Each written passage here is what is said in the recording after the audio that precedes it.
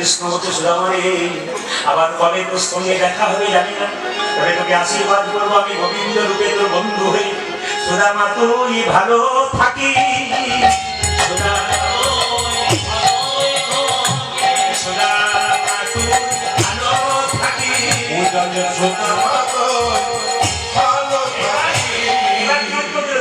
কি বললো আশীর্বাদ তোর কোনো ভাই ভাই সুদামা তুই ভালো থাকি, কোনো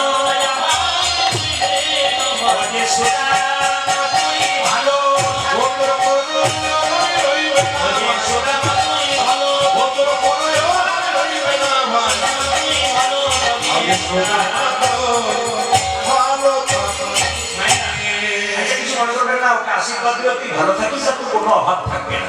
কিন্তু দেখুন কৃষ্ণের কাছে সুদামা গিয়েছিল, খালি পায়ে গিয়েছিল না জুতো পরে গিয়েছিল?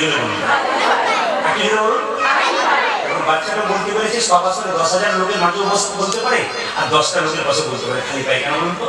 ওই যে পায়ে কাটা থাকে গিয়েছিল, সঙ্গে সঙ্গে বলছে সুদামা যদি ইচ্ছা করতো একটা জুতো দিতে পারতো না? কৃষ্ণ ইচ্ছা করলো, ধর রাজারাম করে একটা ছেলে আমাদের বীরভূমের ছেলে বন্ধু, বীরভূমের ছেলে খুব অভাবী, আসতে পারে না। ও কি বলছে, তুই ভাড়াটা দিয়ে একবার নিয়ে আয় না, তারপর দেখছি। ভাড়া দেওয়া নিয়ে এলো, বন্ধু যদি বাড়িতে আসে বন্ধু তুই কিছু দেবে না, আর বলবে ফোন পে নাম্বারটা দিবি তুই, তোকে সব কিছু দেবো, আমি তোর বন্ধু। যদি প্রিয় বন্ধু অন্তরের বন্ধু সবাই করে। সুদামাকে পায়ের জুতোটাও দিল না কৃষ্ণ। তাহলে কৃষ্ণ কি পাশান? বলছে না।